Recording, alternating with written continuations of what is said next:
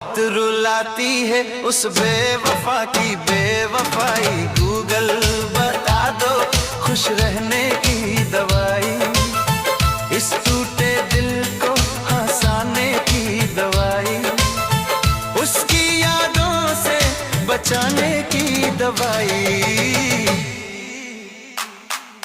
Google बता दो खुश रहने की दवाई, बहुत रुला